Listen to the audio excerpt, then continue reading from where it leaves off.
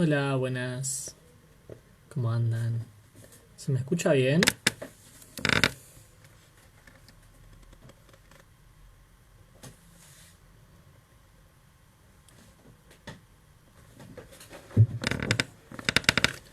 Oli, ¿qué onda? ¿Se escucha bien o no?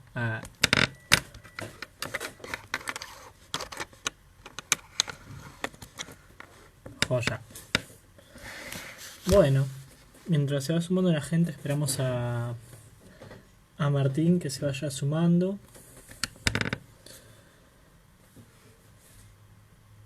Como un momento incómodo porque yo estoy en mi casa hablándole a un teléfono como así, esperando que pase algo. Pero bueno.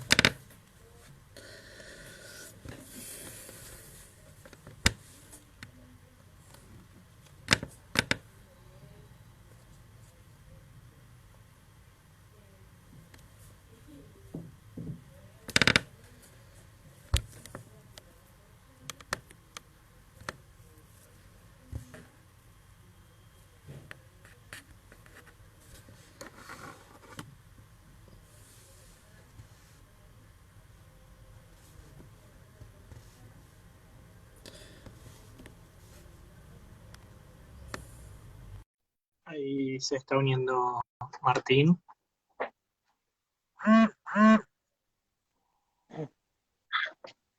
Buenas, Hola, ¿cómo andás? muy bien. ¿Me escuchás con Bueno, el audio? sí, sí, te escucho perfecto. Bien, buenísimo. Bueno, eh, bueno, vamos arrancando con este ciclo de debates pendientes que surge un poco desde el aule, justamente desde, digamos, de esto, de debates pendientes, de temas que nos parece que tendríamos que charlar un poco más de lo que ya charlamos. En este primer encuentro vamos a estar con Martín Giglio. No sé si Martín, si te querés presentar. No, no, para nada.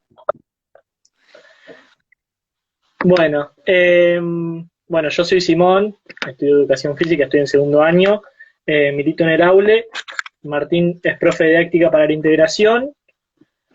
Eh, bueno, nada, te hago así una pregunta como para arrancar. Dale. Eh, digamos, en la carrera vemos mucho todo esto que es como la construcción del cuerpo en la sociedad y nada, queríamos, o sea, yo quería en realidad preguntarte un poco cómo es esto desde el lado de la discapacidad, digamos, cómo influye la construcción del cuerpo en la discapacidad, Bien. o cómo influye la discapacidad en la construcción del cuerpo en realidad. Mm, sí, justamente, porque la pregunta cambia todo. Mirá, nosotros la tomamos en conjunto con toda la cátedra, por suerte, porque hay ciertas coincidencias teóricas dentro de la misma cátedra. Interesante eso, y extraño. Eh, y lo tomamos también como que la discapacidad es una construcción social, ¿sí? Y que fuertemente viene marcada la idea de construcción del cuerpo, así como la tomamos tanto construcción afectiva como social, también viene marcada con esa gran etiqueta que es la discapacidad, con una marca muy fuerte, porque lo que te está marcando no es, por ejemplo, Simón, un nombre, ¿sí? Que te nombra y que no hay mayores adjetivos para eso, sino que te está nombrando desde un lugar en este mundo moderno y capitalista, te está nombrando justamente como lo no esperado, como lo no capaz. Entonces, la construcción de lo que se haga a partir de esa enorme etiqueta y ese enorme nombre va a tener esas características y las pretensiones que pueden aparecer son todas alrededor de eso. ¿Sí? O sea, lo que se pretenda con estas personas eh, puede tener diferentes tintes, pero básicamente se lo piensa primero como no capaz. Entonces, wow, si nosotros somos, imaginémonos nosotros profes formadores y constructores de cuerpitos, ¿sí? Dice que se está escuchando medio cortado. Voy a probar a ver si yo lo puedo hacer sin el micrófono. A ver si es mejor.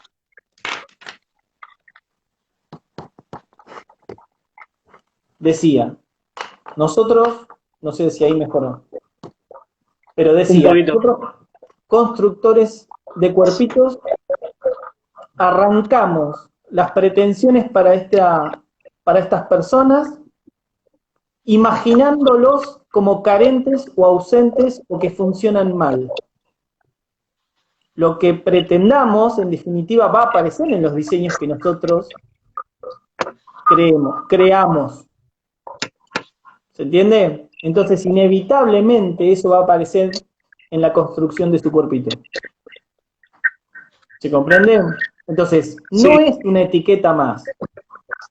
Es como llamarte pobre o llamarte mujer. O sea, digo, si esas etiquetas son muy fuertes en las construcciones de las cosas que luego pretendemos en nuestros diseños, inevitablemente va a aparecer esto. Entonces aparece la caridad, aparecen los buenos tipos que se dedican a la discapacidad, hacemos lo que podemos, todo ese tipo de frases trilladas, muy benevolentes, muy bondadosas, pero primeramente marginales para mí.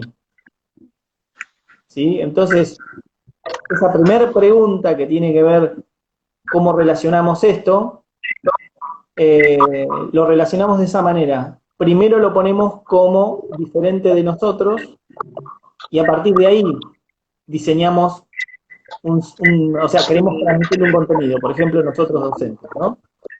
¿Iba hacia ahí la pregunta que me hacía Simón? sí, sí. Sí, bastante, en realidad. Estoy, digamos, no leyendo en realidad, porque no hablo con mucha gente en cuarentena, pero mucho de esto como de la otredad, como de que se construye como un sujeto ideal y a partir de ahí se clasifica a los otros. Sí. Bueno, eso es muy moderno, eso es propio de la era moderna y eso es propio del conocimiento colonizante europeo. ¿Sí? Eso es como un prototipo que tenemos instalado todos y del cual nosotros no podemos corrernos. Nos es muy difícil observar nuestro cotidiano trabajo saliéndonos de ese molde, de normalizar a partir de la referencia de un molde pretendido, en este caso y en la era moderna, por el capitalismo, de un cuerpo productivo y completito, tal cual la anatomía nos dice, completito, ¿sí? Completito en ese sentido, que todos los órganos funcionen, etc. ¿Está? Entonces, si nosotros miramos así, inevitablemente cuando hablemos de las personas con discapacidad, ya el nombre nos está diciendo y toda una historia nos dice eh, que ellos no son completos, que algo les está faltando y algo está fallando. Entonces, lo que nos queda en todo caso, si seguimos esa lógica, es compensar, hacer tipo una ortopedia social, digamos, para que se parezcan a nosotros referentes. Bien, ¿Está? Nosotros sí. los normales. Alguien preguntaba si no es mejor hablar de diversidad funcional. Sí, a ver, de los 80 para acá, mayormente han ido cambiando las palabras, ¿sí? Y fueron palabras, la verdad que fonéticamente mucho más suaves y divinas, muy lindas, y hasta no generaban tanto ruido porque eran muy amables. Hasta diversidad es muy amable, vos pensás en diversidad y decís, uy, qué hippie que soy, ¿está? Pero particularmente, todas esas palabras, lo que nunca cambiaron es desde dónde miraban. Siempre se miraba a ese otro, ¿sí?, de menor valor, inevitablemente. Entonces, las palabras, estas que yo te nombraba políticamente correctas, me hablaban del modo por el cual nosotros los podíamos agarrar, los podíamos meter dentro del circuito donde nosotros funcionábamos. ¿Sí? Entonces, hasta inclusión, yo creo, considero esto, hasta la palabra inclusión está puesta en ese lugar. en el lugar de yo normal, me dedico a esta clase de personas e intento incorporarlas dentro de los circuitos donde nosotros habitualmente andamos. Entonces, lo que no cambió, si bien cambiaron los modos y las fonéticas, lo que no cambió es esta actitud de tenerlos y de considerarlos como diferentes. ¿Sí? Primero son diferentes, primero les falta algo, primero no son capaces, luego intento traerlos. Es una mirada igualmente colonial, digamos. ¿Sí? De yo conquistador de esto, lo que nunca se negoció es ponerse, en vez de ponerse a observar con lupa a esta clase de personajes, lo que nunca se negoció es ponerse a observar con lupa nuestra amada normalidad y pretendida normalidad. Ese miedito que nos agarra a nosotros, por ejemplo, cuando no tenemos dinero, porque vamos a ser pobres. ¿Sí?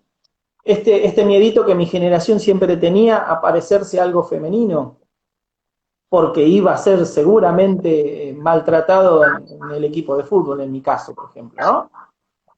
Bueno, nunca con la lupa nos pudimos observar cuál es la normalidad que genera que ese tenga menor valor y ocupe otros lugares de menor valor.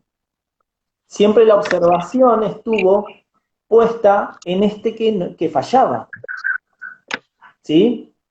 Entonces, lo interesante sería entonces, tanto en este caso en la universidad, en la academia, y en las luchas, en cualquiera de las dos, dejar de observar a este personaje como cosa extraña o hasta pintoresca, como quizás algunas culturas también han sido desde la antropología observadas, ¿sí? Como cosas extrañas, y en realidad ponerse a observar qué es lo que nuestra normalidad genera, y nosotros habitualmente y cotidianamente sostenemos, y no nos damos cuenta. ¿Sí? Ese para mí sería un primer intento de luchas. Primer intento porque para mí luchas tanto académicas como luchas sociales. ¿Sí? Para mí lo que hay que unificar son esas luchas. ¿Sí? Unificarlas porque la otra vez yo me ponía a pensar y empecé a leer a compañeros míos, profes, que están dando clases, ¿no? Algo que para mí es tan propio y habitual y que desde hace 15 años que estoy en la cátedra las hablo, que son la palabra integración e inclusión. Entonces me puse a buscar de dónde venían, cómo las usábamos, por qué las empezamos a usar en tal momento, por qué la otra la usaba en otro momento, etc. Les di una explicación, tengo una explicación para darle a los alumnos cuando me preguntan, etc. Me pongo a observar a otros profes que hablan de cárceles, que hablan de género, que hablan y las nombran y las cuentan de otro modo. En la misma carrera, ¿sí? A cada otra de las minorías se las trata de la misma manera. La palabra que utilizan habitualmente es inclusión hoy. Pero cuando se ponen a hablar de inclusión, hablan distinto de mí. Usan diferente la misma palabra que suena del mismo modo. Eso me pareció extrañísimo. Después me pongo a hablar de género y para mí son las mismas luchas y me pasa lo mismo. Usan las mismas palabras, pero las nombran, las conceptualizan diferente. Eso me parece muy extraño y lo que me parece que es un logro del mismo opresor. La misma organización que deja por fuera a las mujeres, o que deja por fuera a los morochos, o deja por fuera a los pobres, o deja por fuera al disca, en realidad es uno solo, es un modo de organización social que tenemos. Fragmenta las luchas académicas, o las escrituras académicas, y fragmenta las luchas sociales también. En vez de ponernos a observar, vuelvo a decir lo mismo que te dije hoy, con una lupa, ¿quién sería en este caso el opresor? ¿Sí? Y no a ese otro marginal como bicho raro. Y después en cada nicho, cada docente investigador chusmea su nicho y habla de su nicho como cosa. Todo eso en realidad, todo lo que terminan por fuera, son todas fragmentaciones de una misma opresión. Me pareció muy raro eso, pero sí, sucede habitualmente. Es muy extraño para mí eso, pero bueno, veo que está sucediendo habitualmente eso. Claro. Rescato un poquito una cosa que dijiste hace un rato, de que hablaste primero que surge en la modernidad, después cómo fue cambiando en los 80, digamos, sin perder de vista esto que hablaste de las luchas, que me parece que podemos retomar un ratito, pero preguntarte qué rol fue ocupando la gente con discapacidad a lo largo de la historia, cómo fue cambiando su rol a lo largo de la historia, si siempre fue el mismo. Bien, en realidad el rol siempre les fue adjudicado. Si bien nosotros cuando en la materia presentamos estos modos de pensar, nosotros llamamos modos de pensar a cómo Occidente pensó a las personas con discapacidad. No llegamos ni a pretender determinar que eso es un paradigma. Son modos de pensar, no llegan a paradigmas, ¿sí? Y hasta hablamos de la Edad Media, etcétera, pero en definitiva, en la Edad Media y antes de la modernidad, en Occidente, no se los nombraba como discapacitados, pero sí eran personajes marginales, pero no eran discapacitados. Y como la palabra no existía, no era tampoco, ¿sí? Quizás en los modos de organización comunitaria debajo de un reinado, etcétera, síndrome de Down, medio chinito, funcionaba, cuidaba las cabritas, no había demasiada complejidad en esa vida, chaboncito no era considerado un estorbo, ¿sí? En esas épocas los estorbos eran las malformaciones, que en ese imaginario social era la cuestión, las explicaciones eran más místicas, entonces se los imaginaban como que había cruza de reinos entre el reino animal y el reino humano, bueno, algo habrán hecho, entonces una cosa media loca, y esto es seguramente Dios tiene que haber, o los dioses tienen que haber pensado algo extraño para la vida esta, o sea, cosas inmodificables, porque quien trae la intención de modificación es la era moderna. La idea del progreso y de que la ciencia iba a resolver todo es propio de la era moderna. Entonces pensaba, estos personajes que empiezan a fallar en las escuelas o en las instituciones que el Estado moderno empieza a instalar, los tipos que empiezan a fallar, estos son los discas, estos son las personas con discapacidad. El discapacitado nace ahí, en la instalación de esas instituciones. ¿Sí? Bueno, cuando ahí aparece, se los empieza a observar con lupa, que este es lo que te nombraba hoy. Se los empieza a nombrar con lupa y se los observa como distintos del resto. ¿Funcionaban o algo no les funcionaba bien? ¿Está? Entonces, en la era moderna se los pretendía modificar, como antes no. Antes habrá sido Dios o los dioses o la religión que en aquel momento estaba instalada, en las comunidades que estaba instalada, las explicaciones estaban dadas desde ahí, entonces no había mucha pretensión de modificación. Se los mataba, se los lanzaba de un monte determinado, se los llegó a haber casos que se los modificaba por fracturas, como para que sean más deformes todavía, para que la caridad entregue algo de limosna, digo, pero no había modificaciones en el sentido de vamos a lograr sacarle la discapacidad, tenemos que hacerlo capaz. Por eso la medicina ahí toma las riendas fuertemente y crece, particularmente dentro de la historia de la ciencia. La medicina y las ciencias naturales florecen demasiado, pero por esta utilidad que le da al Estado, de pretensión de modificación de esos cuerpos, en cuanto a lo funcional, a lo orgánico funcional. Así que la conceptualización de ese momento era otra, pero acá nace la idea de la persona que no era capaz, del incapaz, del idiota, y etcétera, un montón de definiciones. Acá nace la idea, fíjense que estamos hablando de la edad moderna, posterior al iluminismo, con esa misma lógica, y perdura hoy en instituciones de acá a 3 cuadras. Está funcionando ese modo de pensar, ¿sí? Y luego, a partir de varios estudios académicos, en los países nórdicos, se instala una idea distinta empezaron a joder con esto de los derechos humanos y todas esas cosas raras, ¿no? Entonces, o sea, ahí hay como una movida que un gen académico que aparece en Estados Unidos en los 70, en los 60 y los 70 con las luchas sociales que hubo ahí, ¿sí? Y de ahí se conforma un grupo de académicos que también eran personas con discapacidad y que por primera vez sucede eso, que las mismas personas con discapacidad, eso es propio de la época esa de Estados Unidos de esa época, las propias personas negras, las propias personas negras mujeres, son las que luchan por ellas mismas. Ya no son personas que se dedican a los cuidados, en el caso de la discapacidad, que se dedican a los cuidados, que pretenden y hacen luchas sociales, etc. Acá ya es un mismo grupo de intelectuales, iban a la universidad y empiezan a reclamar y a manifestar. Y hay, particularmente hay una historia interesante, de que estos académicos discapacitados que luego hacen el movimiento de vida independiente en Estados Unidos, lo que leían eran textos sobre feminismo.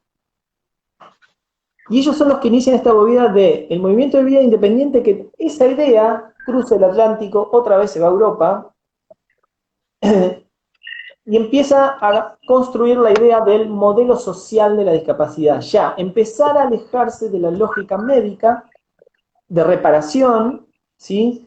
Y empezar a observar que en realidad la definición es una cuestión cultural, como te la estuve relatando, que es una cuestión cultural construida, y por decisiones políticas, ¿está?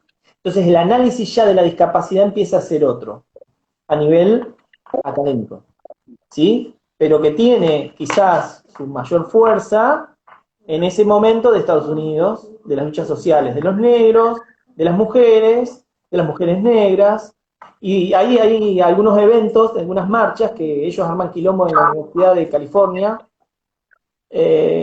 Kimberly creo que era, no me acuerdo, no, Kimberly no, no importa, la universidad está en California, arman quilombo ahí, y las Panteras Negras van y le hacen el aguante, porque se estaba cayendo la manifestación que estaban haciendo, y vienen las Panteras Negras y un par de agrupaciones antirracistas, y le hacen el aguante y logran modificar algunas cosas en la universidad, en las leyes que la universidad estaba modificando y no le daban bolilla, digamos, ¿no?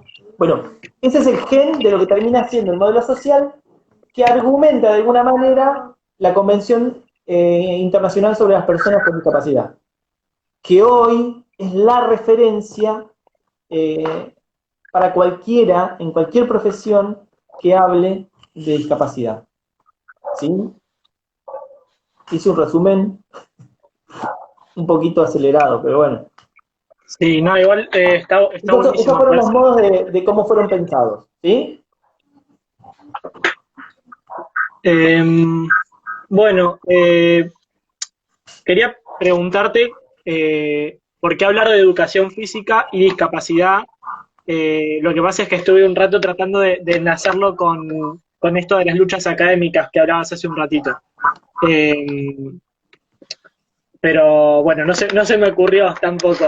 Pero bueno, eso, ¿cómo, digamos, qué implica, digamos, una lucha académica y por qué tendríamos que empezar o sea, esto de por qué empezar a relacionar, a pensar la educación física desde la discapacidad?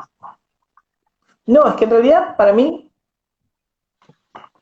lo que estaría bueno lograr es no pensar desde la discapacidad. Como te dije al inicio.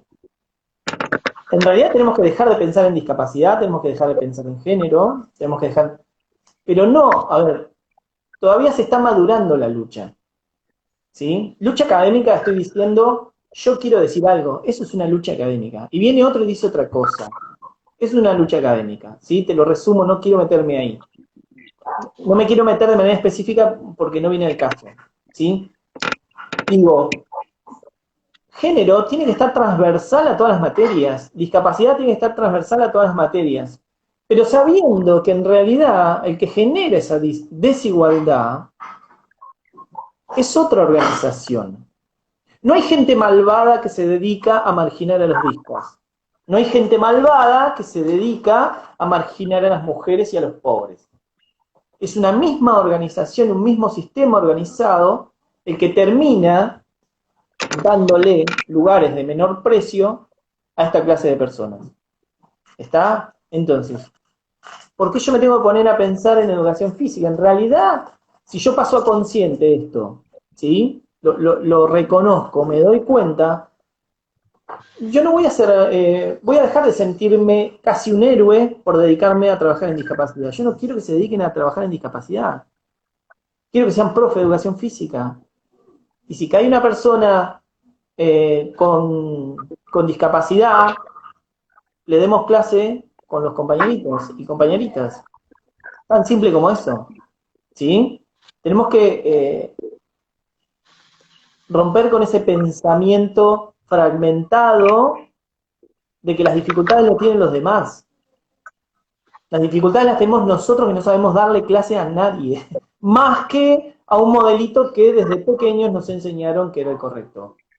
Y que si yo llego a rozar un límite y me llego a parecer a alguno de esos personajes, miedito mínimo me agarra. Para no decir otras palabras, pero sí. Entonces, la intención de, al menos voy a hablar por mí, digamos, dentro de la cátedra, es que en realidad se animen a dar clases y que se animen a dar contenidos que la cultura le dice que tienen que dar. Si todos los contenidos podemos darlos. En todo caso estamos equivocando la artesanía en la construcción de la desagregación de ese contenido. No estamos eligiendo bien el deporte en particular para transmitir los contenidos que queremos. Digo, hay que ponerse a pensar otras cosas. No hay que ponerse a pensar en los discos, hay que ponerse a pensar en los diseños de clases que tenemos que armar. ¿Sí? Por eso, para mí es necesaria no tanto la palabra integración e inclusión, sino más bien tematizar la discapacidad, pero no de manera fragmentada, sino entender por qué ellos quedaron en ese lugar de menosprecio. Si yo comprendo eso, no necesito ser especialista de nada. No necesito ser especialista en género. No necesito ser especialista en pobres, ¿no? Así que preferiría no tematizarlas a todas estas minorías y sí como cruzarlas, ¿no? Como estar atento a por qué quedaron afuera. Porque los diseños que nosotros programamos y diseñamos, esos son los que dejan afuera a las personas. No mágicamente quedaron afuera y ahora como somos buenos los traemos. No, hay un sistema organizado que hace que los expulsa, les saca el valor que tienen y luego los introduce por colectora, por un lugar de mucho menor valor que la escuela común. Mucho menor valor, así que imagínate, pobre. Bien, y entonces, a partir de esto, ¿cómo sería pensar una clase que pueda ser transversal en ese sentido? Y que en realidad caemos en la misma... Nosotros por lo pronto lo que se nos ocurrió, porque somos una cátedra, es no hacer una especialización sobre discapacidad, sino hacer una antropología de la discapacidad. Contarle a los alumnos de dónde viene la cuestión, por qué este tipo quedó afuera, ¿sí? Y empezar a mostrarle todo lo que la sociedad y la cultura occidental ha producido. ¿Sí? Ser críticos en ese análisis, y es lo único que se nos ha ocurrido hasta ahora, ¿sí? Para unificar el cambio. ¿Está? Pero la intención, al menos mía, creo que de Sandra también, Sandra Katz, es lo mismo, es que no sea materia. Y que aparezca en todos los programas. Pero estamos hablando de algo utópico, es como pensar que vamos a unificar las luchas, primero de las mismas feministas dentro de todos los colectivos feministas que hay dentro de la misma lucha feminista, que son un montón. O sea, es una pretensión, estaría buenísimo. No sé por qué se están separando tanto, al revés. En vez de fragmentarse, las luchas tienen que ser más unidas, pero tenemos que buscar cuál es la unión. Nos preocupamos más por identificarnos y por ende separarnos en las luchas, digo, en unificar el criterio de con quién estamos peleando. ¿Sí? Bueno, por eso digo utópico, pero me hace caminar para allá, ¿no?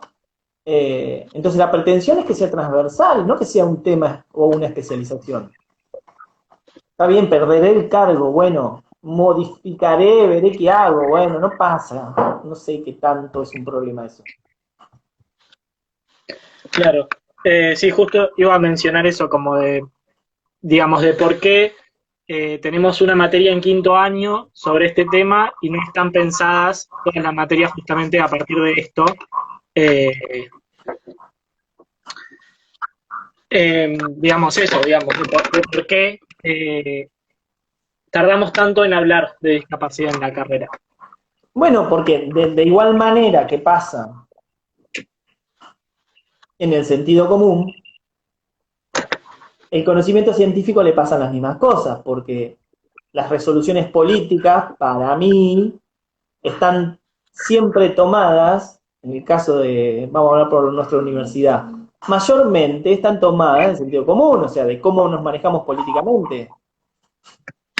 Y nosotros vamos a tener, o sea, yo no sé qué tanto me conocen en la facultad, si a lo que me dedico es a los discas, o sea, eso, hasta que, bueno, sea un tema como género que ahora, pum, explotó dentro de la facu, hace unos años atrás. Bueno, hoy empezamos a ver cuáles son los referentes de, bueno, académicamente hay una movida, bien.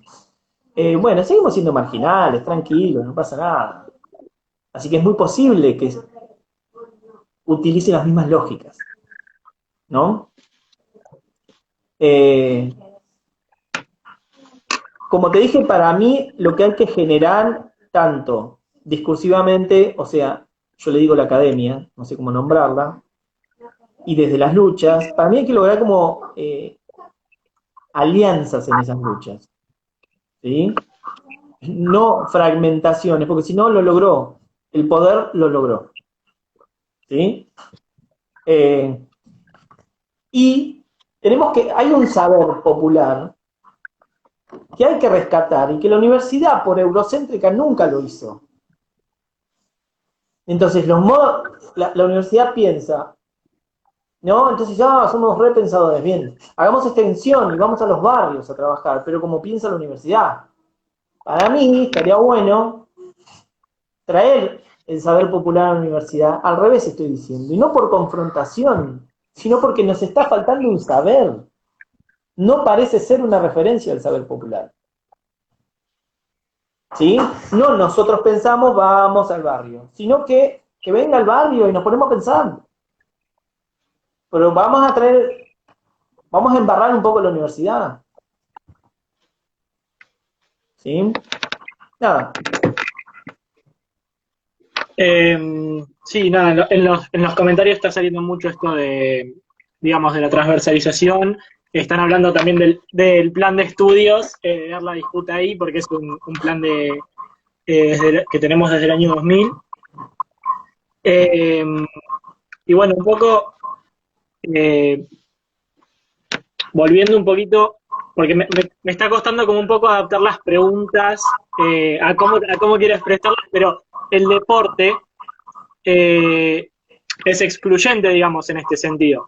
Y por lo menos no te ortives con el deporte, porque todo el mundo le encanta el deporte. Ya arrancaste ortivando el deporte. Parece ser que el deporte es excluyente.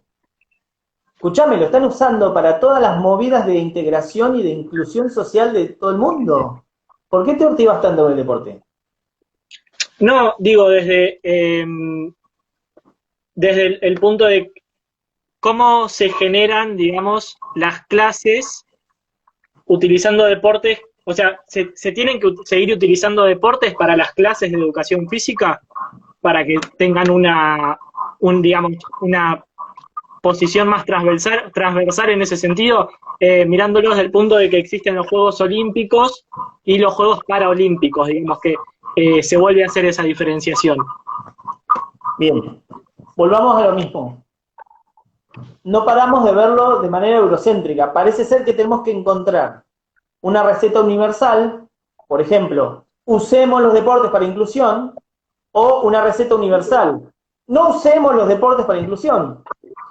yo no sé de qué particularidad y de qué clase y de en qué momento estás imaginando para poder hacer esa receta.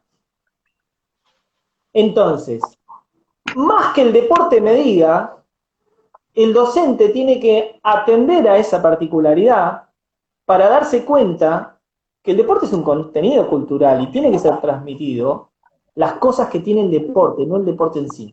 ¿Está? Para saber si puede, en ese momento particular, construir una clase. De nada me sirve hacer una receta universal de lo que debo hacer cada vez que tengo un disca. De nada me sirve. Estoy haciendo esto, colonizando a los alumnos, lo logro. No nos podemos sacar la espada de la mano derecha, justamente de la mano derecha, no nos podemos sacar la espada. Tenemos que armar artesanalmente a partir de las particularidades. Ahora, sabemos que el deporte es un valor cultural que nos dieron a la educación física transmitir, eso lo sabemos, ¿por qué lo vamos a dejar de hacer? Ahora tenemos que saber cómo transmitirlo, en qué momento, con quién, qué deporte, ¿por qué siempre los mismos deportes? ¿Por qué vóley? Le faltan las patitas, anda en silla de rueda, ¿qué jugamos? Jugamos una cosa parecida a otro deporte, que es el vóley en silla de rueda, o de sentado. Y tranquilamente puedo los valores del deporte. Estoy re mal de la garganta. ¿Para qué voy a poner un vaso de agua? Dale, dale.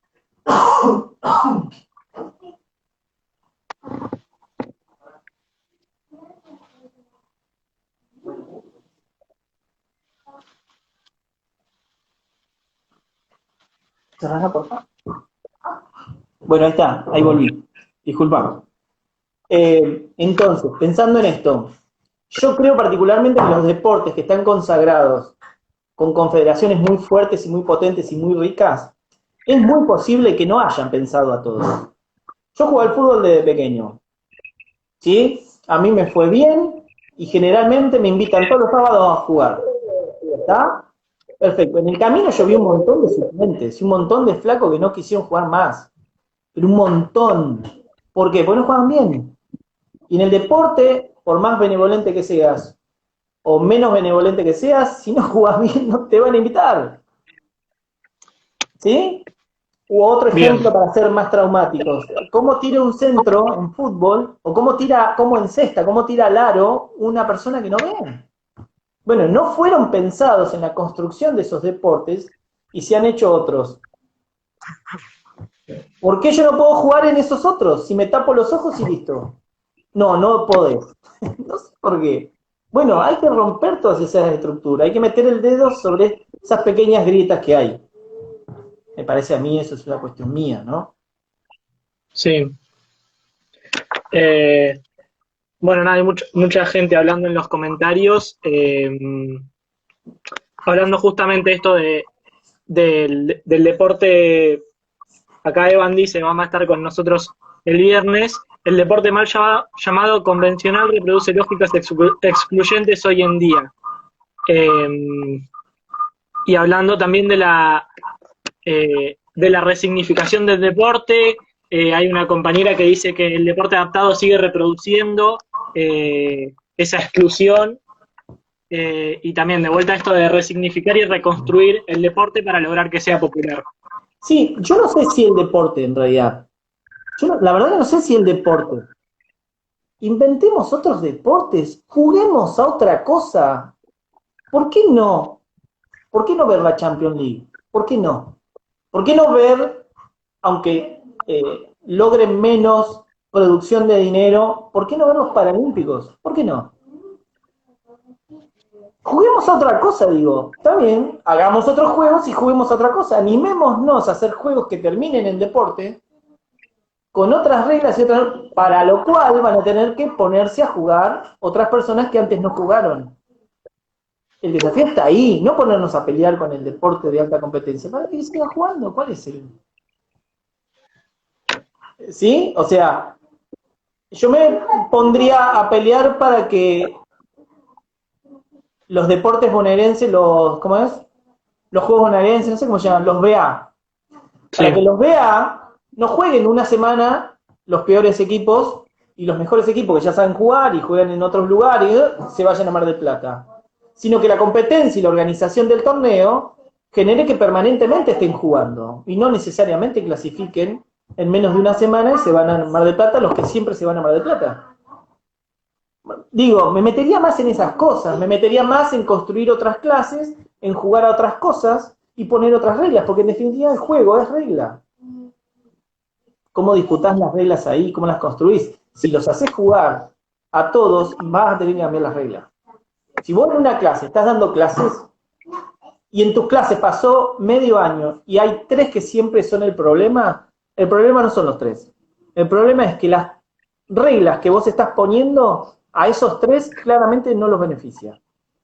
Es otro modo, es correr la lupa. ¿Te acordás que veíamos? Sí. Me pongo a observar esos 3 conflictivos o me pongo a observar quién está poniendo las reglas en ese grupo que estos 3 siempre quedan afuera. ¿Qué pasa? ¿Qué estoy haciendo? Es más complejo. Es más complejo. Bien. Bueno, no, en general, digamos, los temas sobre los que te quería preguntar, los mencionaste. Esto, sobre todo hacer hincapié en esto desde, digamos, de la construcción de la educación física. Así que, nada, digamos, en general bastante, para mí bastante completo. No sé si la gente tiene más preguntas que quiera hacer en los comentarios. Mirá, Evangelina, que fue alumna mía, una grosa, muy ñoña, igual muy ñoña. Dice, el deporte es re excluyente, y levanta la mano así. Hay prácticas elitistas, dice, siguen segregando. Pero sí, si jugás a cualquier cosa, a ver, juguemos a un juego, a cualquier juego, inventémoslo ahora, nos ponemos a jugar, y hay unos que lo van a cachar enseguida y les va a convenir las reglas, y otros que no. Y va a pasar siempre eso. ¿Sí? Compitas o no compitas, te pongas a jugar en un arenero con camiones para hacer una ciudad y ahí no hay competencia, igualmente hay uno que va a tener que las reglas que vos estás poniendo con tu compañero va a tener beneficios y otros que no. ¿Sí? Yo no me metería tanto con eso, sí con meterme a luchar y a disputar las reglas, ahí sí me meto. Y nosotros, mayormente, somos los que construimos las reglas de nuestras clases. Somos, la inspectora ahí no está, observándonos cada clase. La directora ni le importa educación física. Tranquilo, mantenémoslo todo aprobado y listo, no pasa nada. Así que podemos hacer cualquier cosa. Claro, sí. No, la verdad, no, re bueno esto que todo lo que charlamos. Nada, yo estoy en segundo año, la verdad es que tengo muy poca formación, entonces me cuesta mucho también, digamos, seguir reformulando preguntas para seguir hablando de estos temas. Hace un rato salía justamente esto, comentarios que decían que no hay que demonizar al deporte, sino que digamos, la culpable son las instituciones que terminan siendo excluyentes en ese sentido. No sé cómo lo ves eso. No, vuelvo a lo mismo. Que se armen confederaciones, que hagan los deportes que quieran, está todo bien. La disputa va a estar en otro lado. Para mí la disputa tiene que estar en otro lado, al menos nosotros somos profes, salvo que estemos hablando de otro lugar, ¿no? Si a mí me hablas, a ver, si yo tendría un cargo político, ¿sí? De toma de decisiones, ¿sabes cómo me meto en el fútbol y empiezo a meterme en las confederaciones? Sí, obvio, sí.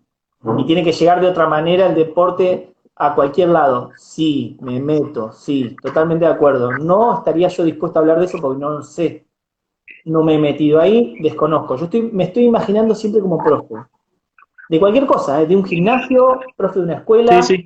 profe en un barrio, o sea, digo, pero profe, yo me pienso ahí y digo, tenemos que jugar a otra cosa. ¿Sí? Y no siempre, y después hay que jugar con lo que la cultura te ha dado, y me pongo a jugar con lo que la cultura me ha dado. No tengo que desconocerla. Las disputas me parece que son dentro de la escuela y dentro de la clase, y dentro de las actividades que yo me imagino hacer.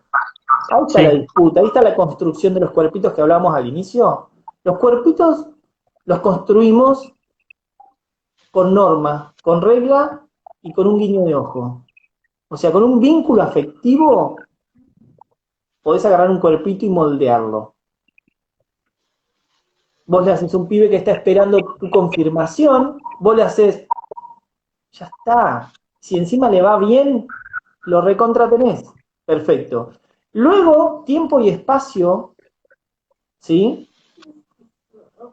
Y armando, poniendo reglas.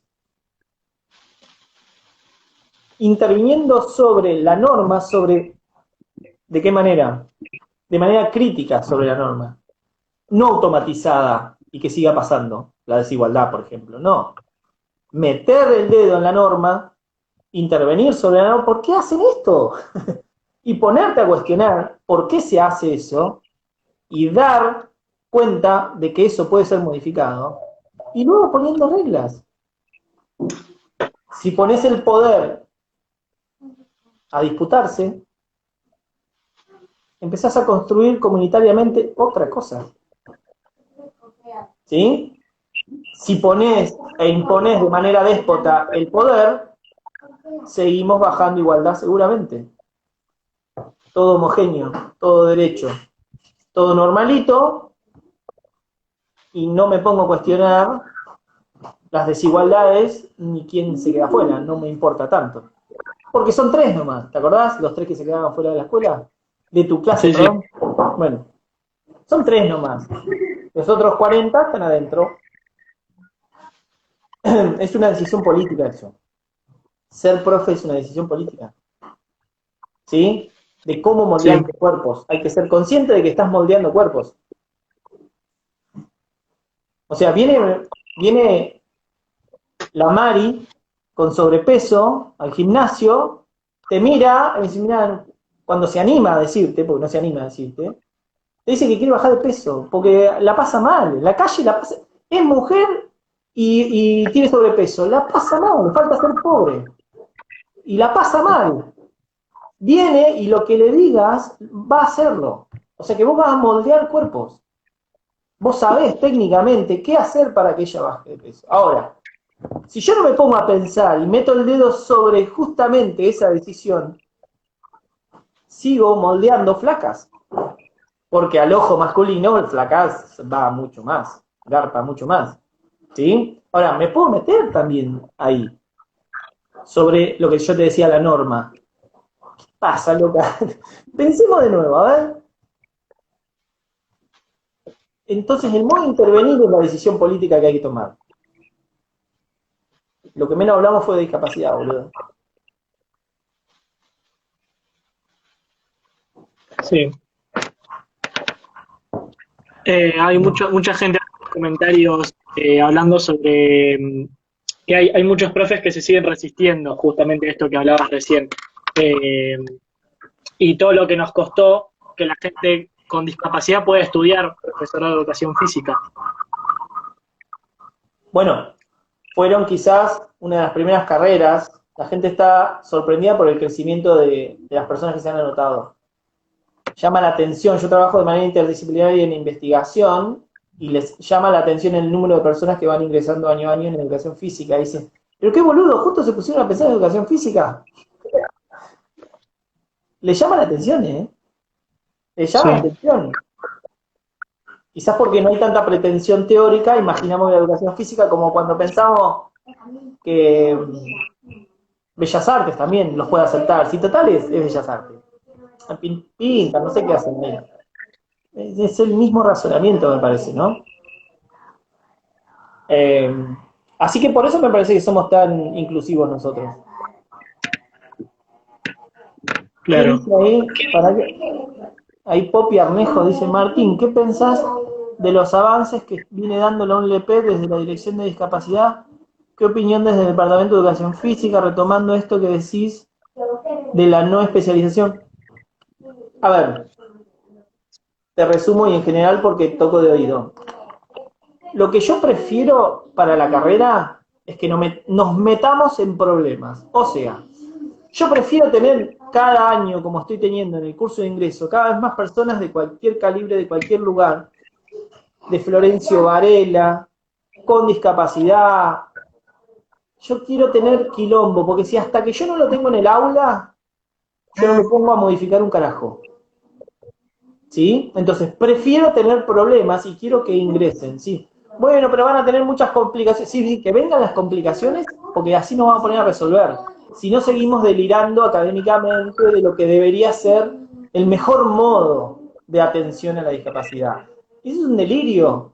Delirio en el sentido de que poco anclaje sobre la cosa concreta tiene. ¿Sí? Sería como una masturbación intelectual, a eso me refiero. No sé si es delirio la palabra, me parece más masturbación académica, me parece más propia y que se da, que para mí habría que evitar. Con el caso concreto y el problema a resolver, tanto la gestión política como el docente que los enfrenta tiene que ponerse a resolverlo. No le queda muchas chances, chicos.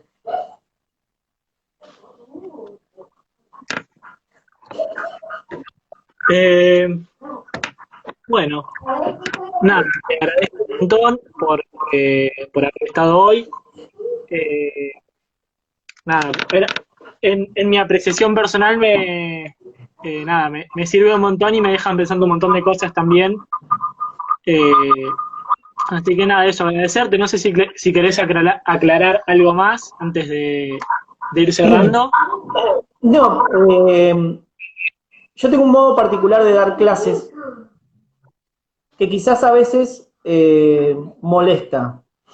Y con los años fui preguntándole a los alumnos cómo modificar eso para no molestar. Hasta que encontré un punto en el cual dije, hasta acá sí molesto. Porque para mí, hasta que no conmovemos y no producimos algo en los alumnos, no se distribuye el conocimiento. Sí podemos reproducir sin reflexionar un conocimiento que el docente quiere escuchar y yo presto atención solamente a eso y se lo digo y ya aprobé. Y particularmente el análisis crítico de lo que el docente está dando y conmover justamente en esa intervención es lo que produce que luego aparezca el recuerdo, ¿sí? Y el uso de eso que quedó como conocimiento. Ahí ya están diciendo eso, te están confirmando lo que estoy diciendo yo. Hasta que no conmoves en educación, no sucede nada. ¿Sí? Para modificar hay que conmover. Con un guiño de ojo podés conmover, ¿sí? Con una frase políticamente correcta que vos destruyas en el camino, también conmoves e inquietás. Para mí necesariamente hay que hacer eso en educación, en cualquier lugar. ¿Sí? Nada, eso sería como aporte, como cosa que se me ocurre. Buenísimo, sí. Re buen aporte. Bueno, nada, agradecerte una vez más. Agradecerle también a toda la gente que estuvo y a la gente que hizo preguntas.